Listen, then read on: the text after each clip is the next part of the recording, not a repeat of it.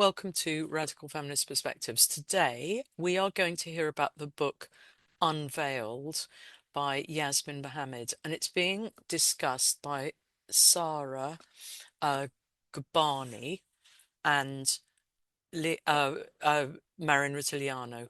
But we're going to hear from Lierre Keith also at the beginning. Now, this is pre-recorded because it was recorded over Christmas and it's too early in the morning. But Lierre Keith will probably be here at the end to answer questions. If not, if you put questions in the chat, I'll send the chat to Sara and to Lierre. And Marion Rotiliano is here, who was doing the video, so you can put questions to her. So enjoy. Yeah. So we are so pleased to have Sara Ghorbani with us today. We're going to be talking about Yasmine Mohammed's book, Unveiled. And Sara and Yasmine are two of the most incredible women that I've ever met in my life. So we're just so honored that Sara was able to come on today and do this. So Marion, why don't you take it away? What do you want to do first? This is the book. It's by Yasmine Mohammed, and Sara Ghorbani knows Yasmine and obviously knows the book and knows the lives and the existence of the women who this book is about, that Yasmine has talked about and who she represents. I have incredible respect for Yasmine for writing this book. My heart was with her every page of the way, with what she went through, and what all Muslim women apparently go through. So why don't we get the first light on, and Sara, please feel free to let us know if there's anything we're missing, and if the slides are if you need to add to anything, or if there's anything that, any questions that you think we might have, or things you think we should know. Absolutely.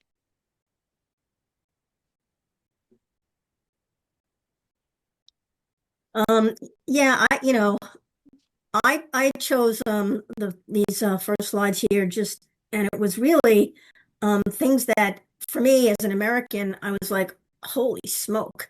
I can't believe, she's a kid growing up and feeling this, and she's an older woman now and she remembers this. What does this say to you in terms of the terror of Allah and all of this? Is this how you grew up? Is this how Muslim girls grow up? This is how every single Muslim grows up, right? From the beginning, right off the bat, we are told that our job, our main purpose in life is to serve Allah and to just be submitting from the very beginning. We don't get to question. There's no curiosity. There's no analysis, nothing. You just follow whatever Allah has said. And it's the Quran that you have to follow and submit to. It's one of the tenets of Islam, as well as the Hadith and Surah or Sunnah, which is Muhammad's way of life. Based on these things, you have to just follow. There's no changing, there's no updating, no reform. And you understand from the very beginning, if you don't follow, you're going to burn in hell for an eternity. And it's not just burning and being done. He's going to bring you back, and he's going to burn you again. And he's going to bring, like I was told from the very beginning, I remember one of the first things I learned was that if just one strand of her shows from my hijab, I'm going to be hung by my hair in hell, and I'm going to be burned again and again, and we'll have molten lava. Like, it's horrifying, the images that they create right from the very beginning for us. And you learn that you have to be afraid, because every single mistake would lead you into hell. And you can see that the second part, it says it's full of YouTube videos of children being viciously attacked in madrasas. And it's interesting because Yasmine shared a picture of one of these attacks that was videotaped, and Instagram suspended her post, and she was not allowed to post anything for about a month. She was talking about her own abuse, raising awareness about her own abuse. And she didn't even post the whole video. She was just talking about how she had endured the same thing. And we are not allowed to talk about it. We just get called Islamophobic or racist or whatever, which is another issue. But this is petrifying for us from the very beginning. And you Just believe this, burning in hell when yes, you were a kid? yes, 100%, absolutely.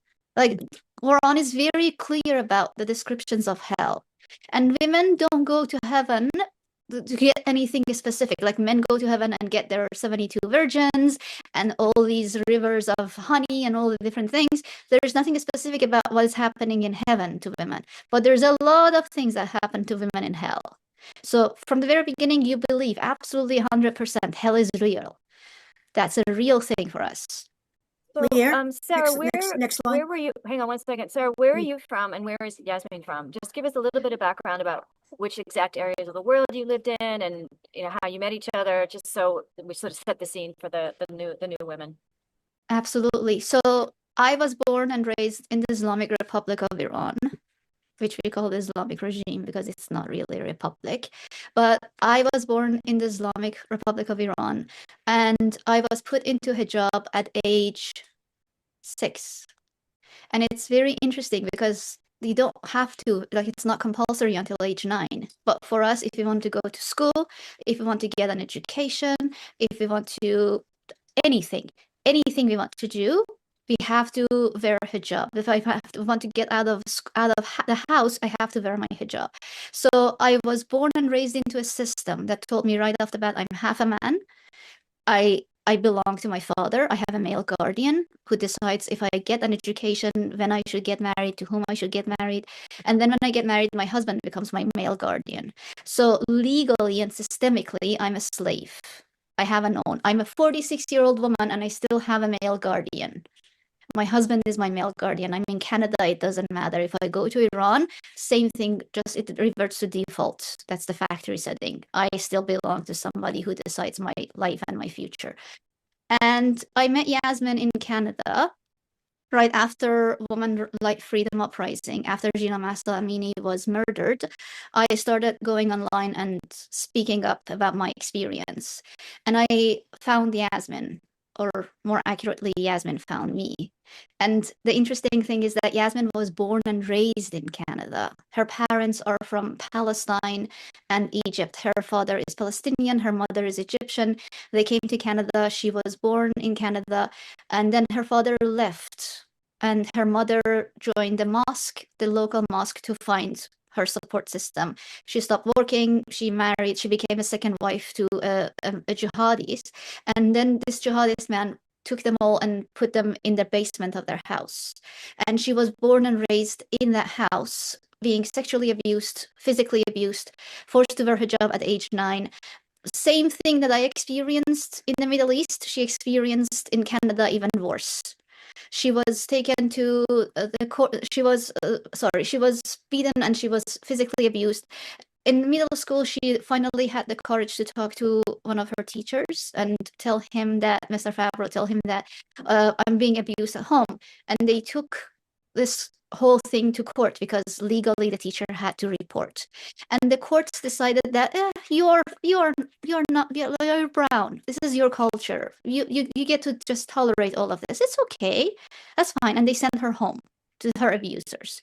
And then she was married off at age 19 to an Al-Qaeda member. She gave birth to her first daughter shortly after. Through a very long process, she could finally get divorced and start building her life. And then she tried to just live a normal life.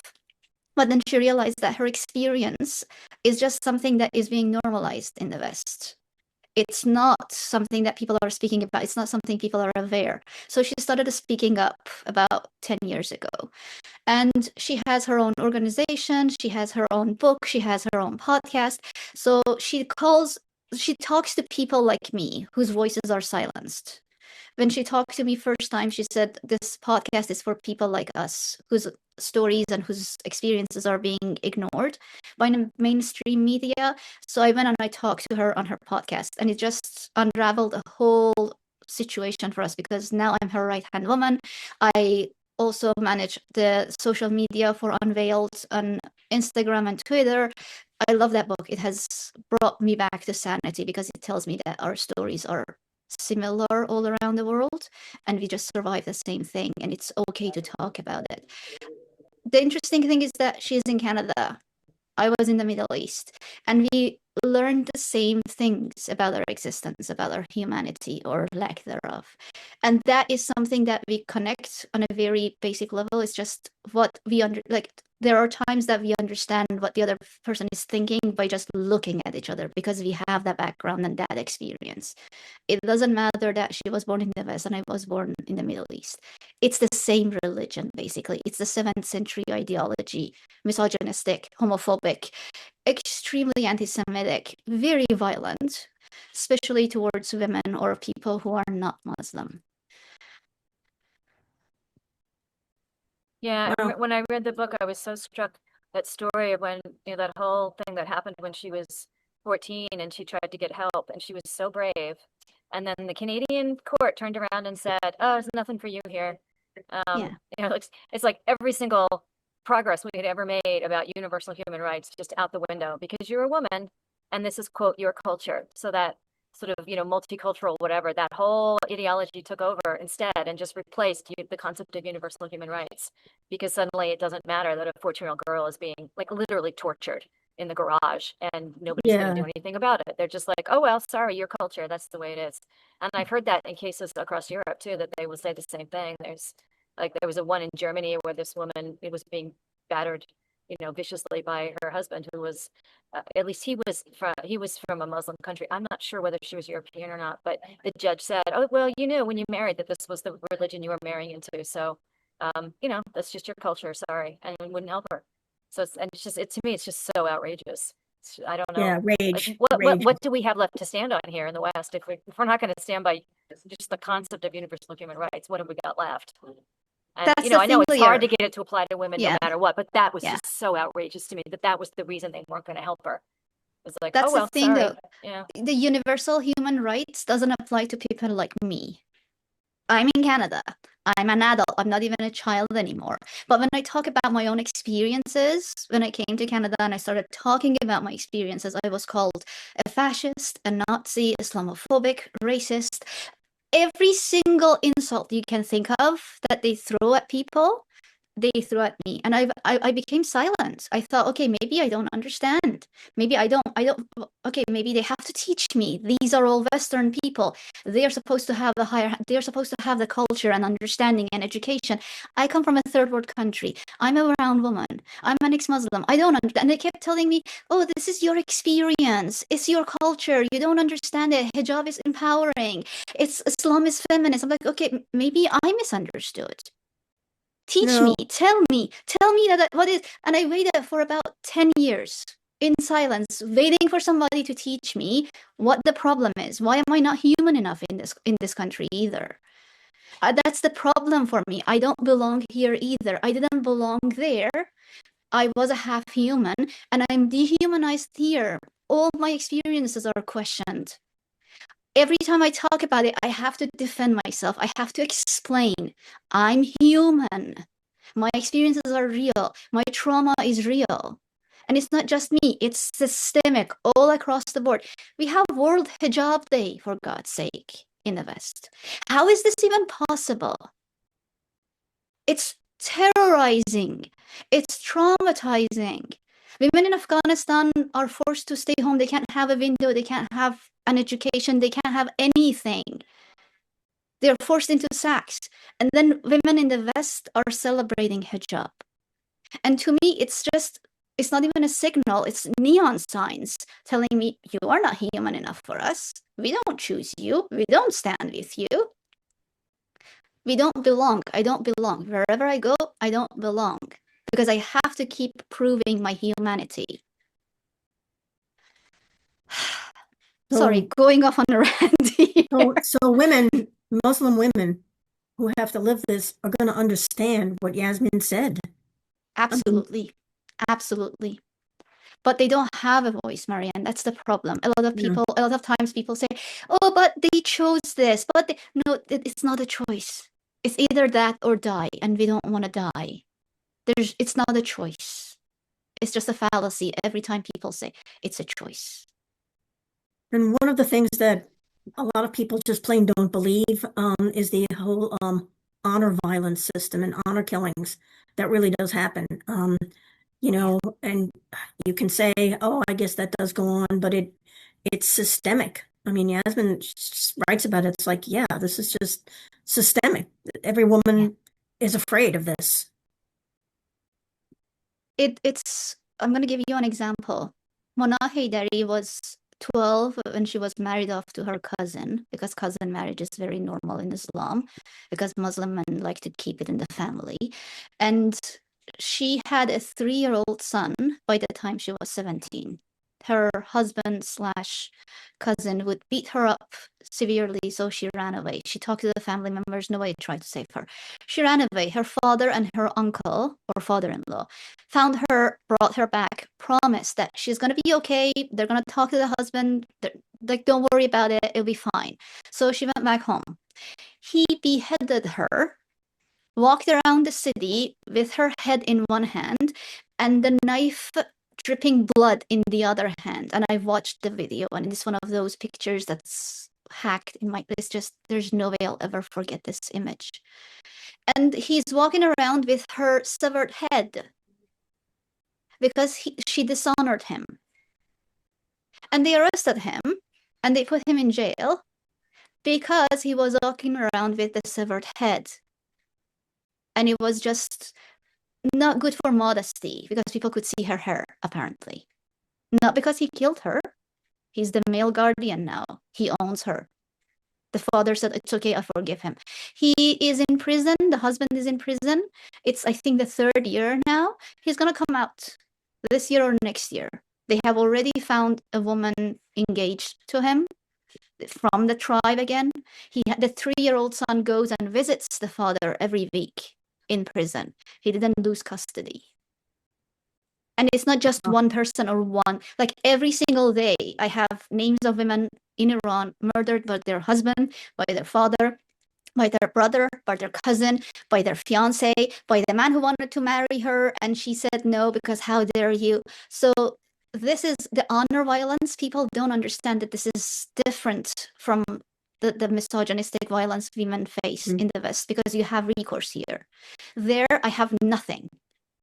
In Muslim countries, in Muslim communities, in Muslim households, I learned from the very, very beginning that I carry the honor of the family. I have to be modest.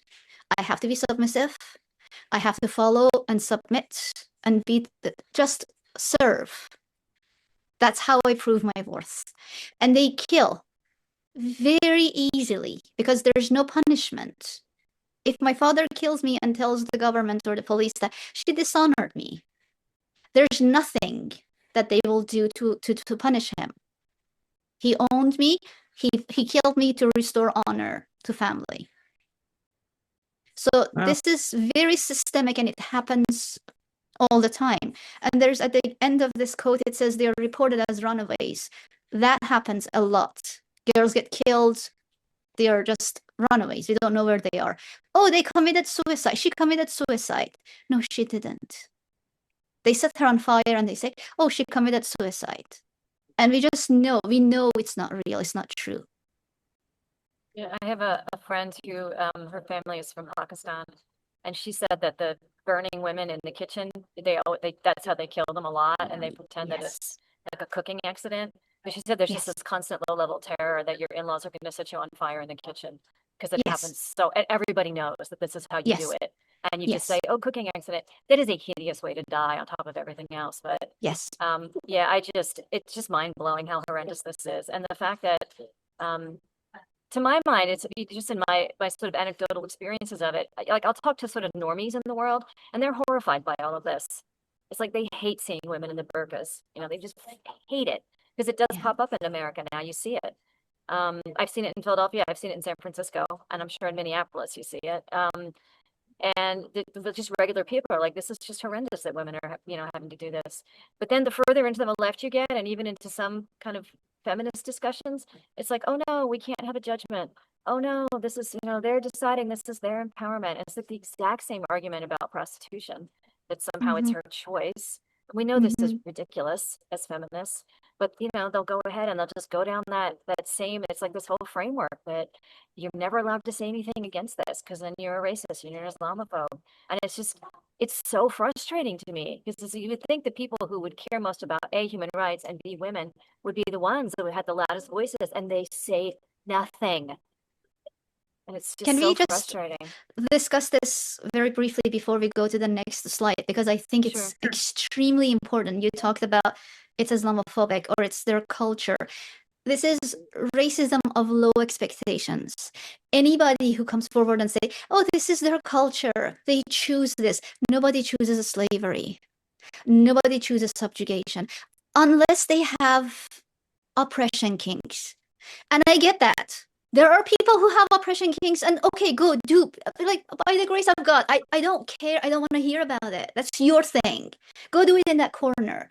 Do not normalize my oppression because I don't have that. I don't enjoy being oppressed. I don't enjoy being half human. I've lived my whole life kicking and screaming and being in danger, but still kicking and screaming because I understand what's at stake. It's my humanity. It's not my culture to be half human. It's nobody's culture. It's racism of lower expectations because you look at us from up here and say, "Oh, it's who they are." Or it's cultural relativism, which is just as insidious. There are universal human rights that apply to anybody, everybody around the world, no matter the color of their skin, no matter their gender, no matter their religion, no matter their race. We all deserve to understand what dignity is. We all deserve to live with freedom and security and safety and equality. And then what we do with that is just a different conversation. But if you call me Islamophobic for talking about my own traumatic experience with my own religion, which is my birthright, it just tells me you're bigoted and you're racist and you're looking at me like I'm not human enough. I'm not at your level. The fact that feminists, radical feminists, sit there and say, "But we didn't have homophobia in the Middle East. We imported it. Imperialism imported homophobia. We didn't have misogyny."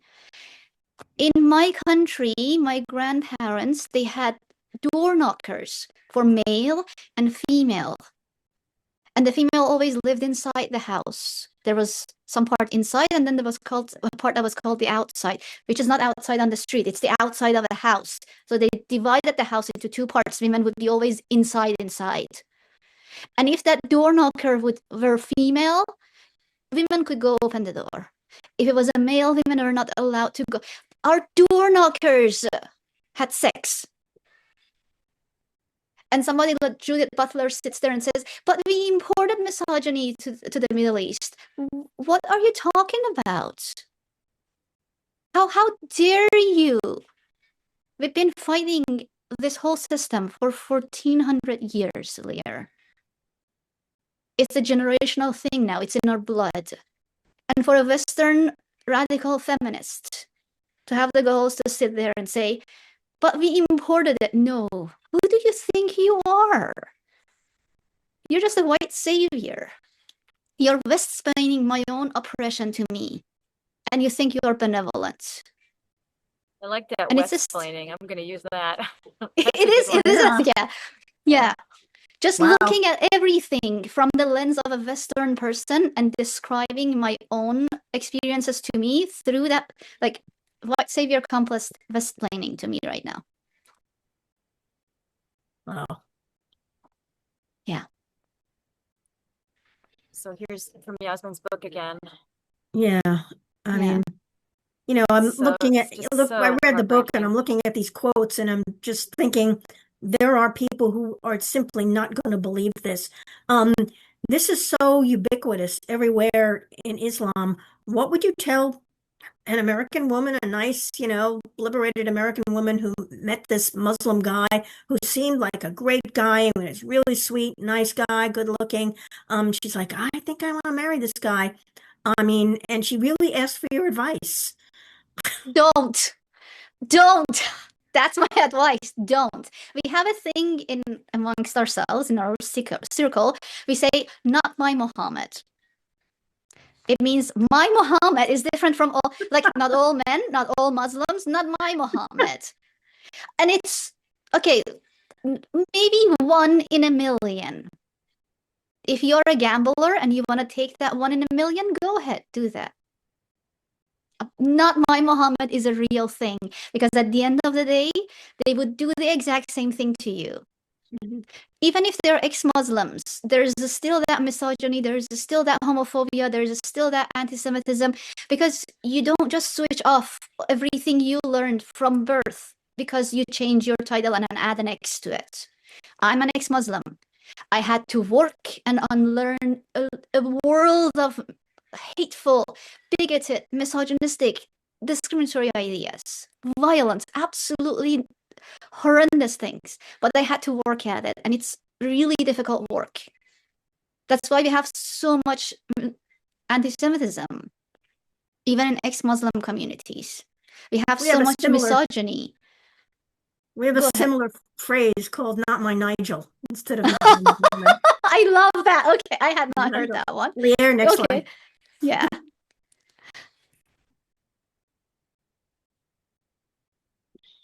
Yeah, that's true. This is appalling.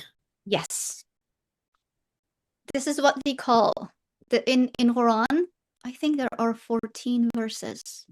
I'm sorry, I don't remember the exact number, that talk about what your right hand possesses. And basically that means sex slaves. After jihad, after every war to spread Islam, Muslim men can take slaves. So even if they're women, they take them, they're slaves, sex slaves for them. And that's ordained by God. Allah has said, go take any sex slaves you want. It's your right after, it's your booty after the jihad and the war. And they believe that Muslims are higher than non-Muslims. And they prove that through jizya, which is if you're Christian or Jewish or anything non-Muslim and living in a Muslim country, you have to pay a tax. And they basically say the tax is to keep you safe in a Muslim country, but safe from whom? Muslims. So they create this thing we call dimitude. There's basically an apartheid system. Like the same way we have gender apartheid, we have dimitude, which is if you are not Muslim, you are lower. So they always do this, and they take sex slaves. They did that after October 7. All the women that were taken. Like, I know a lot of people don't believe that there was there was rape and there was sexual assault. There was. Absolutely, there was. Yeah, and we've had so many survivors now coming out from those tunnels explaining exactly what they went through. The men, the women. One form of torture was to make men watch them rape the women. Like that's just like who even thinks of that, Like it was so disgusting. And then you have all these women who just want to be in total denial about how bad this is. And they say, no, it didn't happen. The last 2 years have just blown my mind. Like I just don't even know what to think about anybody anymore. But the whole thing about the dimitude, like I had never heard about this until maybe, a year and a half, 2 years ago when I was doing more investigation of my own. And it just blew me away. It's like, how did nobody ever explain this to me about like a huge section of the world that they still live with this essentially apartheid system? And this was, how it was for 1,000 years. And like, it's only changed because it's not really appropriate to call Black people slaves anymore, but they still do it in Saudi Arabia. And then I've heard people in London say, you will see the Saudis with their slaves in London. Yeah. Like you'll see them. That's what these people are because it's very wealthy Saudis. And then there's a Black person walking 2 steps behind carrying all the bags. Yeah. It is so clearly slavery. And it just makes my blood run cold. And when Black people start defending this whole system, I sit there thinking, why are you playing pick me? The same thing that happens with all the as a Jew that talk about this. All the feminist women who think, oh, this is a feminist system. It applies to everybody who plays pick me with this religion. They don't care. They'll either slaughter you or enslave you if you don't become Muslim. That's the goal, to create this caliphate all around the world. That's what's happening in the West now. We talk about the West being colonized by Muslims. And people don't believe us. They think we're paranoid. They think we're just being alarmist. It is I happening, didn't as you believe can it. see. I Yeah, didn't believe it. Like I yeah, really had to kind of immerse myself in this world for a while before it really yeah, got through my sort of leftist programming that like it's yeah, racist to say this or it's Islamophobic to say this. And eventually you hear it enough times, like it's in the text, it's in everything they say. I've listened to hundreds of interviews where they'll just say it point blank. You're like, yeah, okay, I just have to, and then look how they behaved. I mean, yeah. it's no different than any other kind of imperialism. Like you just take country after country. That's what's It's happening right now in colonialism. Nigeria. I mean, Exactly. it, Yes. That's the absolute goal. They want to genocide take against the over Christians. Africa. That's the Yeah, plan, is and to they're have doing it. Africa being the first continent that is all Muslim. And if you look, all the top part of Africa is now Muslim countries, It's and done. they're going down. So they're colonizing the whole continent. And the Yeah, whole I mean, world in my thinks, lifetime, like, go ahead. yeah. Go ahead, no, no, go. Well, it's just like in my lifetime, Egypt and Lebanon, they were Christian majority countries, and now they're not. And now those Yeah, people can't live there safely and have yeah, had to flee. yeah, And it's Yeah. just it bumps up against, you know, your whole kind of leftist framework when yeah. reality really does not match what they're doing, what they're saying. This is a political ideology above all else. And we are allowed to examine it and to just acknowledge how bad it is. But Look it, I'm at what glad. happened in I'm, Iran. Look at, sorry, Maria. yeah, no, Look I'm at just. what happened. Go Yeah, ahead. go ahead. I mean, I'm just glad she talked about hatred for the Jews. Period. End Yeah, of story. Cannot be overstated. And I've heard the phrase about the caliphate. Well, first the Saturday people, and then the Sunday people. the Sunday people. Yeah, and look at what happened in Iran. Like before the Islamic Revolution, we had hundreds of thousands of Jews living in Iran. How many do we have now? How many Jews? I think there's one Jew living in Pakistan, like formally, that we can say, oh, this person is Jewish. So I'm wearing my Star of David. I'm not Jewish, but I'm wearing it in solidarity because I understand what happens to them in countries where I come from. Because I've seen this in action. I've seen that people who are Jewish, people who are Baha'i, people who are Christians, Zoroastrian, they have a completely different system. They are not allowed to go to university. They are not allowed to have government jobs. Even among Muslims, Iran is a Shia Muslim, so they have a kind of Muslim that is right and the kind of Muslim that is not right. And people always ask me, what happens when the whole world is Muslim? They start killing each other. Because Shias think Sunnis are not real Muslims, Sunnis think Shias are not real Muslim. And it's interesting because I was Shia and Yasmin was born into a Sunni Muslim system. It's exactly the same thing. It doesn't really matter. We are oppressed the same. And they look at the Jews the same way, they look at the Christians the same way, they look at the non-Muslims the same way, and then they start killing each other. So it's not gonna stop. It's not like, okay, let's all become Muslims and be, I don't know, oppressed and subjugated in peace. That's not gonna happen. Then you're gonna be the right kind of Muslim. But when it comes to the Jews, it's abhorrent what is happening to them. In the West, Western feminists, not standing with them. I knew it was bad. I didn't know it was this bad. I always thought it's about us. When Woman Life Freedom happened, Regina Mahsa Amini was murdered, women started cutting their hair and burning their hijab in Iran. We were called Islamophobic. And I thought, okay, I expected that. It wasn't surprising to me. But when they did this to Israeli women, to Jewish women, and they said, no, it didn't happen, that was a breaking point for me. Because it's happening to other people, and then I realized that this is not normal. This should not be tolerated under any circumstances. Sorry, my cat is making an appearance, if you can see her. Okay. Leah, She next wants to slide. be, yeah. You want the next slide? Yeah. So much to talk about. And I thought this was great, about the distinction between culture and religion. Mhm. And I couldn't, I mean, you're from Iran. Yeah. So you're Persian. Yes. And you don't speak Arabic, you speak Farsi. Um, it's, or maybe you do speak Arabic, but I learned it because I had to learn how to read Quran.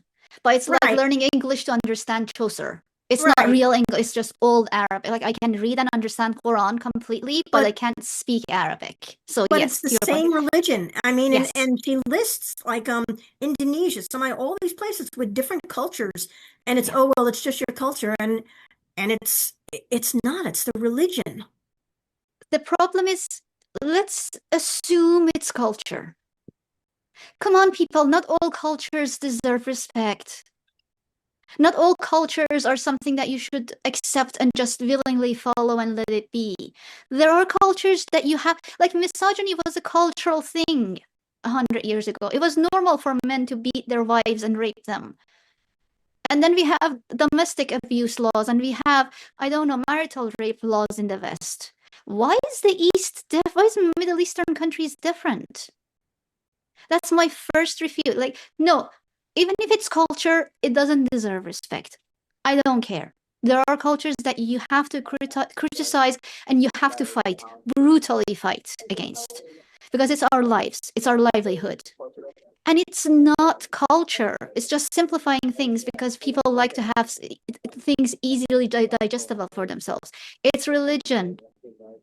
And we had the right to criticize Christianity and bring it to the modern world and reform it.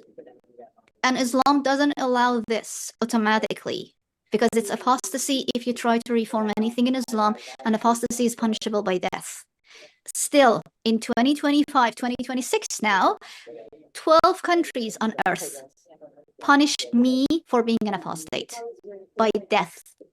They'll kill me. I can't go back to Iran because they will hang me for being an ex-Muslim. All the other things I talked about Iran aside, they'll kill me for being an ex-Muslim. They have done that, and they're still doing it. So religion needs to be criticized. Very easily, you can look at what we did with Christianity, look at what we did with Judaism, how we brought it to the modern world. There are things that you read in the Bible and you think, oh, that makes no sense anymore. I'm not going to do that. In Islam, I'm not allowed to do it. I'm not allowed to pick and choose. It's Allah's word. Word by word, that book comes from Allah. I'm not allowed to change it. So we are still living in the 7th century, basically. And it is religion, it's not culture. Culture is music, it's dance, it's food, it's clothes. Things that, history, language. We are trying to decolonize Iran at the moment because Iran has been under the control of this religion for the longest time. So just saying that, oh, hijab is a cultural thing. No, number one, you're simplifying it. It's not a cultural thing. And even if it was culture, we still get to criticize it and talk about how dehumanizing it is. I love Ayan Hirsi Ali has this great quote. It's very pithy, and she says, "All humans are equal. All cultures are not equal." Yes. And I really think we need to remember that because Yeah. we seem to have forgotten it. Yeah. Yeah. Just look at We're Egypt. allowed to Look say at, it's wrong to yeah. hurt people. Yeah. We're just on a base level. You don't get to burn people alive. You don't get to chop their heads off. And this whole thing, like Child marriage. leaves, Like it's not okay to marry a 9-year-old. No, it's not. It's not absolutely like, not okay to do these things. it's not We're a supposed to know controversial that. thing to say, yeah. Yeah, And they it keep shouldn't be telling me, but it controversial. happens in the West too. Yeah, it happens in the West too. And then they arrest those pedophiles and they go to prison. If it happens in Iran, they send that 9-year-old home with her husband and the child that she just gave birth to. It's legal. So horrible. Yeah. Yeah. Okay, next slide. Yeah. The smell was a lot better. Here we go. It's like everything. Just talking about this culturally sensitive. You know, Yeah. I don't want to be sensitive to all cultures. Thank you. So we are done with this slide, basically. We don't want to do it. Yeah. It's backwards. This is what it is. It's a 7th century culture and you are insisting on keeping it alive. I don't want to. I'm done. I mean, I remember the first time somebody said that to me, and this was like in the 1980s. Somebody said, "Oh, come on, they're still in the 7th century. They're still in the Middle Ages." And I was like, "Oh my God, that's so racist. How can you say that?" And I feel like an idiot now for having said those things. But honestly, that is what I had been fed on the left. My whole Yeah. little life at that point, Yeah. you know, as a good leftist and a good radical feminist was, Yeah. oh, no, you have to just, you know, and this does just bump right up against any care that you have for women, any claim to being a feminist, because you can't believe both of those things. Yes. Either we're going to have Yeah. universal human rights for women, in which case this is shit, or okay, we're not, and women are just going to be enslaved, battered, raped, you know, child marriage, whatever, Yeah. off Yeah. the face of the earth. Yeah. And so Yeah. you got to pick. We can't have both. If It's a you hard say- moment when you. Yeah. Go ahead. if you say marital rape is not acceptable in the US or Canada or any Western country, and then you go ahead and say, but women in Islam do not have consent. Consent is not a thing. It doesn't exist in Muslim countries. I belong to my husband, and it's my duty to serve him, even if he's on the back of a camel. That's the hadith. Even if you're sitting on a camel and he wants to have sex, I have to say, sure, yes, go ahead. I don't even get to say, sure, yes, go ahead. I have to just serve him. That's the thing. And if you come out and say, oh, well, that's their religion, that's their culture, that's their laws, it's okay, then you are telling me basically I'm not at your level. I'm not human just like you are, which to me basically proves, again, you're racist. And if you don't see me as human, I don't want to talk to you anymore. And it was heartbreaking and enraging to see what her mother did to her. I mean, I understand why that happened, Stockholm syndrome. I get all that, but it's horrible. It's awful. Well, remember too, and Mary Daly talks about that in her groundbreaking book, Gynecology, which this is like the foundations of radical feminism, but she talks about the Sado ritual syndrome in patriarchy. It follows a pattern in every culture that's patriarchal. And one of the main things is the use of women as token torturers. So that if you want to stay patriarchy, you have to break the bond between mother and daughter so that they can never have solidarity and never have that, basic bond. And the way you do that is you get the mother to torture the daughter. So it's in China, it was the women, it was the mother's job to find that little girl's feet and just torment her. And of course, what they do, FGM, it's not usually the mother, but it's usually an older woman who comes and does the horrible procedure. So, and the mother, of course, and the mother takes her, has to do it, has to take her there, has to invite her in, has to do, make the whole thing happen, and then hold her down. So, it's really horrible, and it's, we see this certainly in the West as well, but. There's plenty of women who have encouraged eating disorders in their daughters. You have these horrible stories, but this is a whole nother level here that I read about in her book. It's systemic. Again, that's the thing when you talk about this religion, everything is systemic. Like you find exceptions of really good mothers who break the cycle, but those are the exceptions. And Yasmin didn't have it, and I didn't have it either. So for us, it's very normal to have mothers who enforce that law because that's how they were raised. And they believe with every cell in their being that they're doing Allah's bidding and they're good Muslims or Muslimas and they're going to go to heaven because of it.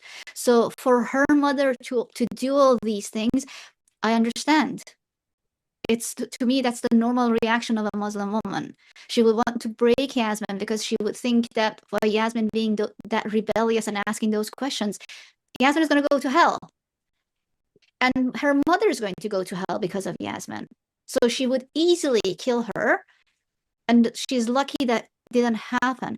But it's normalized where I come from for mothers to enforce these things because the father is not in the house.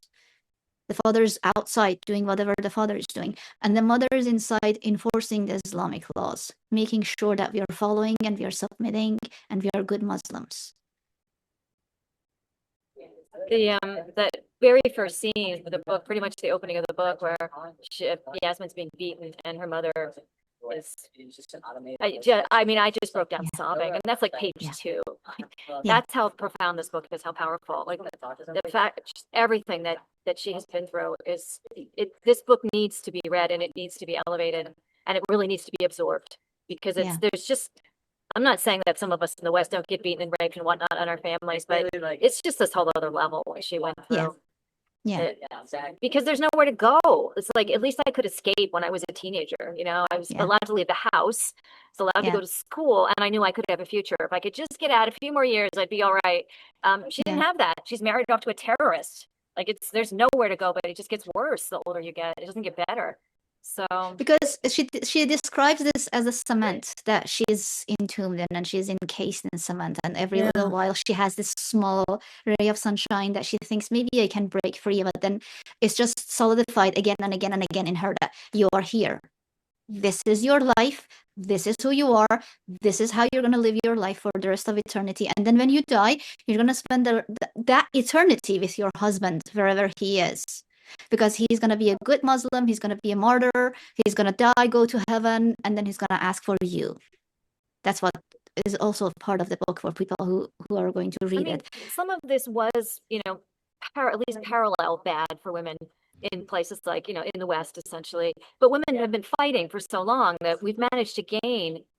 It's like it's always yeah, things are terrible. They're always terrible. But I try to look at the history of it. And I was like, that wasn't that long ago that if a woman escaped her husband because he was beating her up, even if she went over state lines to another state, the police were, they were required to bring her back.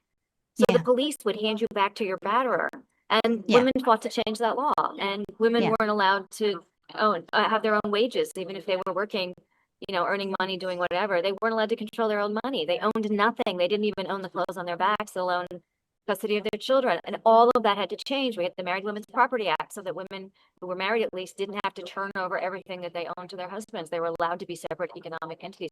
But that was fought step by step, by hard step. Women, just generation after generation got this done for us. So I don't want people to think that it's like, oh, isn't the West so? No, we fought for this. We can't let it go. That's the thing. Like, it's so precious. I feel like I got to live this glorious moment of freedom. It's like, I didn't have to get married. I can own my own house. I have my own bank account. I could go to school. I could run for president if I want. All of that was done for me. And it's my job to find the women who still don't have that and help them, not forget them, not leave them back in the 7th century.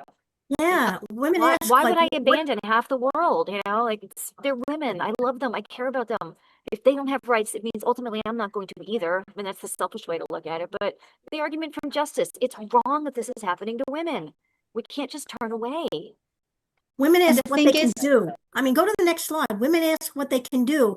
And, you talk about getting out of the house, and she met someone. She met Tiffany. She met, she had a little contact with somebody who showed her, just by being herself, that it doesn't have to be this way. For most of the rest of the world, it isn't this way. And that's that's the first jiggling of oh, maybe there's something really, really wrong about this. And what can we do for these women? If you meet them at work, if you happen to have any contact with them at all, Mr. Fabro, anybody, just this little jiggling in the back of the head that says, this isn't right. This isn't the way it is for most of the rest of the world. And started her thinking and feeling. Don't be kind. That's what I always say. What can you do? Don't be kind. Don't be inclusive, because you're dehumanizing them even further. And yes, there are women who actually believe this is the normal way to be, and they should be like it even in the West, because they have never had that ray of sunshine. They've never had a Tiffany. They've never had somebody to talk to them and show them that it's okay to ask for dignity. It's okay to ask for equality. It's okay to ask for independence. You are in the West. You are allowed. And don't silence people like us. That's the worst thing that happens. You don't know what to do. First thing you do is do not silence ex-Muslim women who talk about this. Don't tell us it's your experience. It was your country. That wasn't the real Islam. You aren't a real Muslim. If you were a good Muslim, this wouldn't have happened to you. Don't dehumanize me even further by telling me that I do not deserve to have these rights.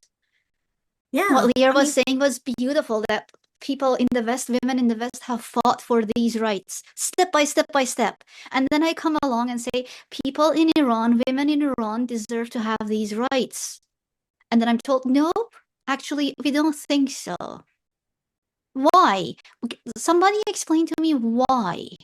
Why am I less of a human than a Western woman? Why do I get to be an independent woman financially, religiously, spiritually, politically, decide for myself what I want? But when I go back to Iran right now, I'll just go back to 7th century. I don't change. The laws change. And why can I not change these laws? Because Western women, Western feminists, Western liberals come forward and tell me, it's your fault. You don't understand. It's not real. What you experienced is not the real thing. That's dehumanizing.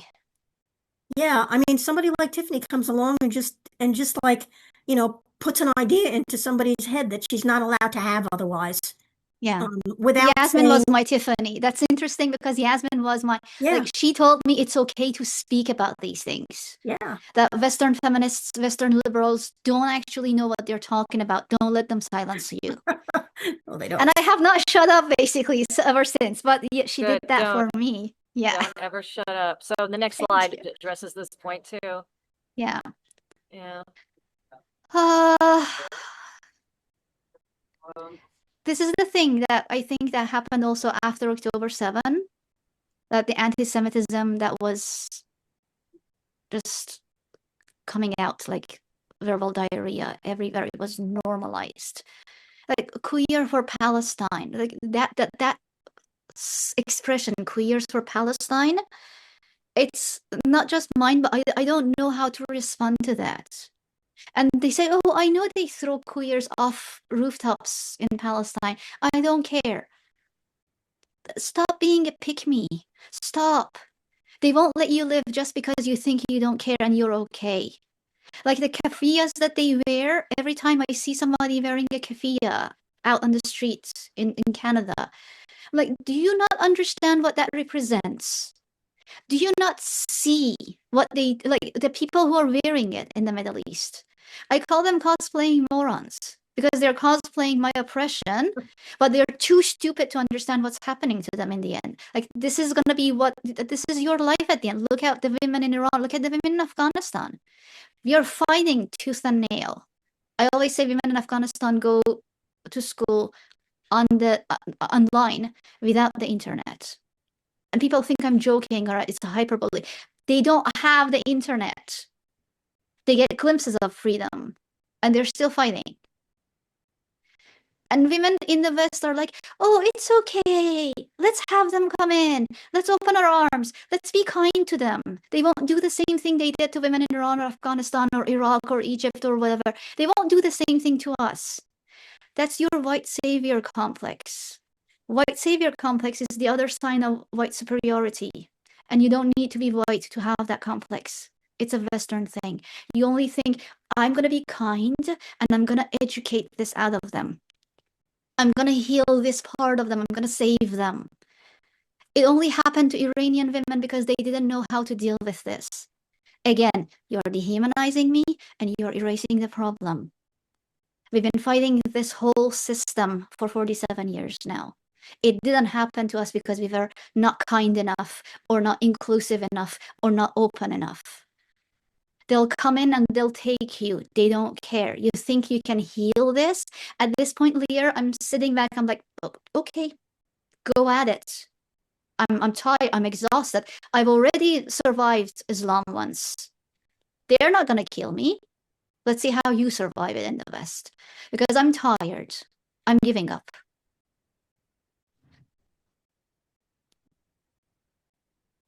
You're muted. I'm in an airport, in case anybody wonders. I'm going to move to the next slide, but I got to get back to the screen share thing. So just give me 1 second. But this, I think, is a question that a lot of us have had about, what we're allowed to say, what we should say, what we're supposed to think about it.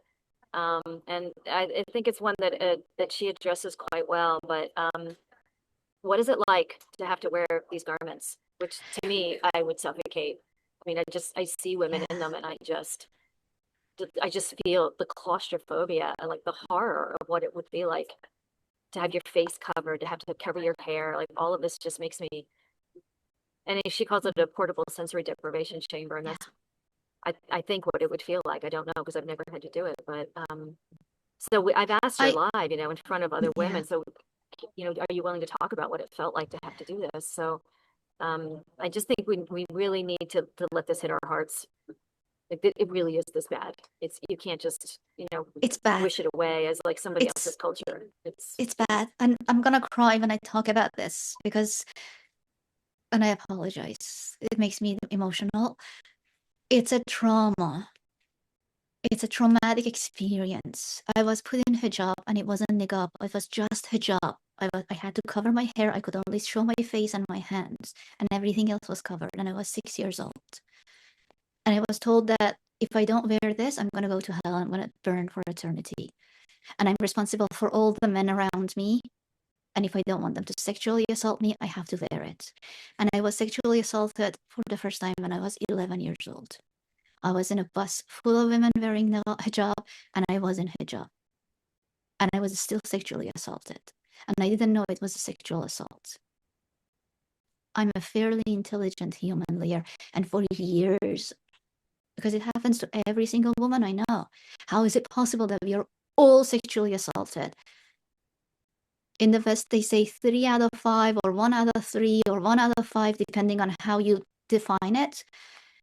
In my country, it's every single woman I know. And for Yasmine, it was worse. It's a niqab.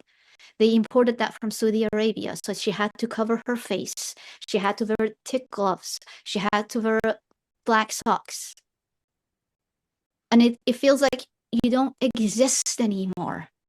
You're completely erased from society. This is what women in Iran have been fighting for an eternity. Hamad Arabi was a doctor. She was a physician. She set herself on fire in protest in 1994 to protest mandatory hijab. This goes back decades and decades. In 1980, on International Women's Day, women went out on the street to protest mandatory hijab. And there are videos of this in black and white. Women are out right after the revolution saying, no, we don't want it. And still we have women out on the street now fighting.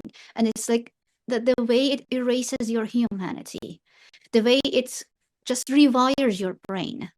I've talked about this before. I have been in Canada for more than a decade. It's minus 30 degrees outside in the winter.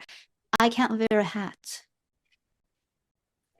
I can't have my hair just clumped, or I can't take off the hat and have this hat hair. You all know what I'm talking about when you have a hat hair. I can't do that because I have a panic attack right afterward thinking I was wearing hijab. I can't do it. I can't walk down the street and have wind in my hair because I feel panicky for a second. And I have to remind myself that I'm not in Iran anymore. The morality police is not going to come after me. They're not going to kill me. And it's not something conscious. It's not something I can. It's a traumatic experience. It's a trauma response. That's why we call it Islamotrauma. Anybody talks about Islamophobia, you can just talk to them about Islamotrauma, because it's not a phobia. For me, it's a real fear. It's a rational fear. I know what happens to my brain when I'm put in hijab. I revert back to being half human. I'm controlled. I'm silenced. I submit. It's Islamotrauma. Thank you so much for sharing that, first of all. I know that that's pretty deep.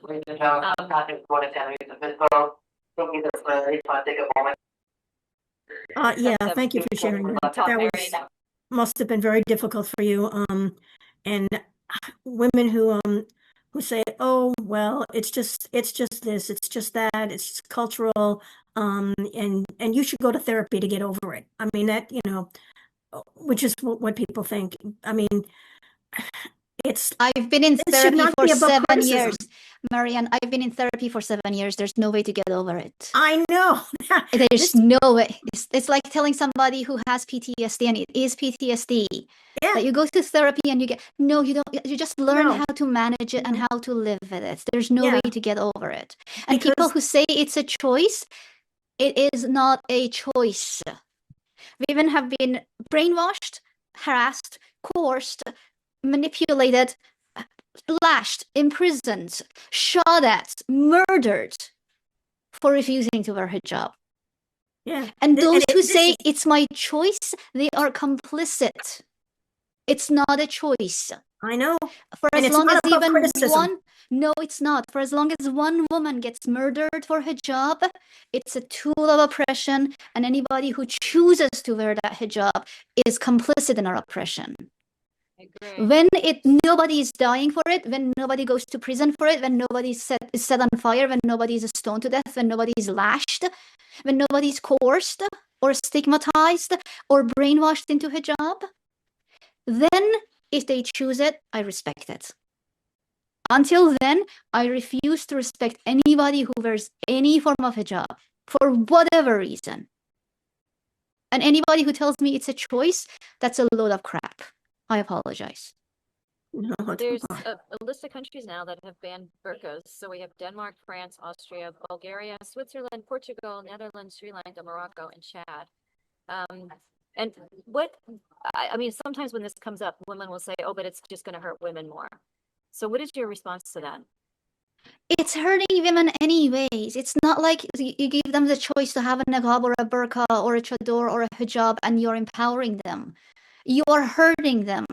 You're telling them it's normal to be half human and to be forced into, like, I am in a Western country. I get to choose what I want to wear. Women in these Muslim countries should get to choose what they wear. Whether you're in the UK, whether you're in Canada, whether you're in the US, if you normalize hijab, if you say this is their culture, this is their religion, and we should respect it, you're normalizing their oppression. You're telling them it's okay for you to be oppressed and dehumanized by everybody in your community or your society or your government. And to me, that's just dehumanizing them furthermore, telling them that you don't deserve to have equal rights. Make it illegal. And I want to make hijab illegal, but I know it's just too much to ask. Make burqa illegal. Make niqab illegal. Force them. If they want to be participating in society, they have to follow the rules of society. Force them, normalize this criticism of hijab and niqab and everything else, so that then you can import this to Muslim countries the way they are. They are doing this. In a lot of countries, in a lot of Muslim countries now, they're realizing that this is just dehumanizing women furthermore. It's limiting their access to a lot of things that are... It's a good thing to have women as part of your workforce. And a woman in niqab is not going to be able to do that. It's impossible. So if you do that, if you use that excuse that if I ban this, it's gonna minimize or limit their access, no, it's not. They'll have to adapt. They'll learn to adapt. We're coming to the end of the hour. Do we want to talk about No Hijab Day coming up? Yes, we can talk about anything. Like, we can stay here, and I know you have a next flight to catch. So Well, no, yes. they usually have these. They want these seminars to be about an hour. So Okay. Okay. Thank you so much for your patience. We're going to start the process straight delayed express. Okay, let's wait for this announcement, and then we can talk about No Hijab Day. I think you can go on ahead. She muted herself and she muted the I know. airport. I want Lierre to start talking about it because this is, and I'm gonna tell you why. Okay.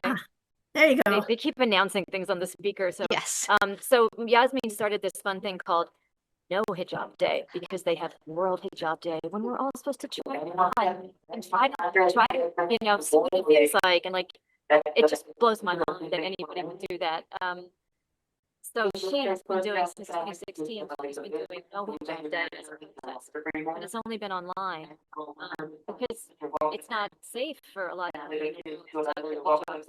And even I know in Unveiled, if you take your hijab off, even like on a YouTube or like on a social media, you can be imprisoned, you can be killed for that. So there's these very brave young women, especially who have been trying to do it, but I know some of them have paid a very heavy price just even for filming themselves doing it and putting it online. So we want to try to have it be live this year. So obviously, if it's still not safe for you to do it in public, don't. We're not asking anybody to risk their lives. But our hope is that women, especially who have these freedoms in the West, will stand in solidarity with women and protest. So our little sort of slogan is, you know, take a banner, take your friends, take a bridge. We want everybody across the world to go out onto whatever bridge you can find. Like I'm going to be on the Golden Gate Bridge, obviously in San Francisco. We have banners you can buy. We can send you one if you don't have any money that say No Hijab Day, free from hijab. And we want women to stand in solidarity. So be the bridge. If you have these rights, be the bridge to the women who don't. That is our call for this. So you can go to our website. It's nohijabday.com. Very easy to find. And you can read all about it. And we really, really hope that some of you will decide to participate. It's a scary bunch to come up against, but we have to do it. I'm gonna add to that. Thank you for that, Lierre. So here's the thing. We've had No Hijab Day, as Lierre said, because Yasmine realized that They're normalizing hijab, and February 1st is World Hijab Day. So Yasmine announced that day, no hijab day. And every year we come up with a theme. Like one year you have, I don't know, drinks, alcoholic drinks. One year you're writing on your body. One year you're showing your hair.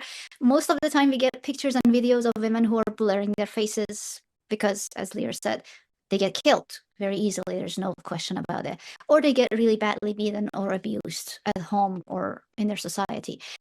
And then Lierre came up with this idea of how about we take it out? And that's what I love the most about radical feminists right now, because we felt embraced. Yes, we felt embraced. It was when Goldie and Lierre reached out to us, it felt like, what is happening right now? Because we've never had that. We've never been welcome. We've never been accepted. It's always, we have this small voice in the corner trying to, like, we were never invited to the table. We had to make our own table and the room around it and everything else in it. So when Lierre said, let's take it out on the street, we thought this is amazing, because to me personally, it would never have occurred that I have the possibility to do that. I can actually do something else and something more to it. So we have merch on the website. I'm still trying to figure out how to make payments possible. Lierre is horrifying, I'm sorry.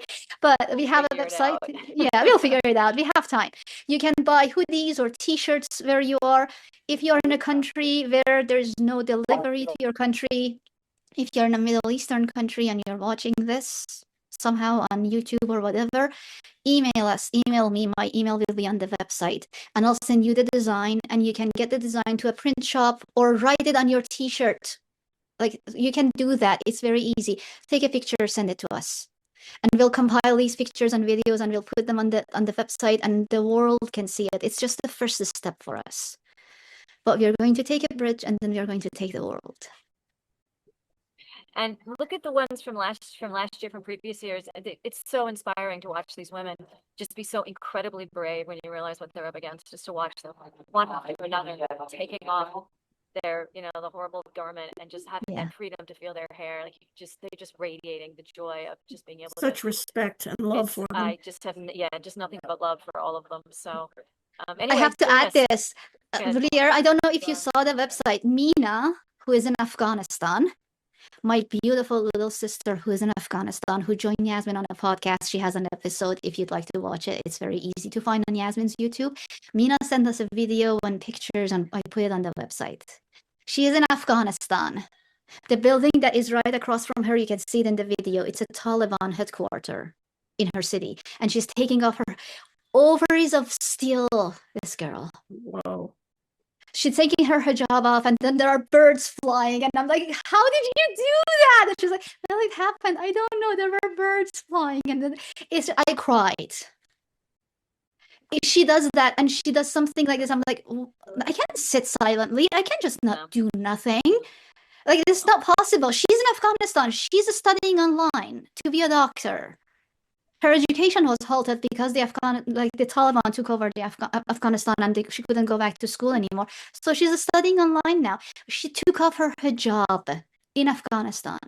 And if she can do it, everybody else needs to join this movement. We can stand in solidarity with her. Yes. We have to. So February 1st, come on, I want to see some of you out there. Think of your bridge and go. Take the bridge. We're going to have a great day. So yes. Anyway, we should probably wrap this up. But I just, from the bottom of my heart, thank you for talking to us, Sara. Thank you for being out there and for just being so relentlessly brave in the face of really some of the worst men on the planet. My absolute Thank you pleasure. for being here. Thank you So both. good to hear you. Lierre, you are not in an airport. I really appreciate you making this happen. Marianne, thank you so much for doing this. I'm here if you have questions. Guys, you can reach out. Lierre has my email address. Let us know if there's anything we can help with it, No Hijab Day, or if you'd like to, I don't know, join Yasmine for her podcast, conversations that you'd like to have in the future. We'll be very happy. Okay, thank you very much. Thank you so much. Thank you. Have a safe flight, Lierre. Thank you, Marianne. Bye. Thank you.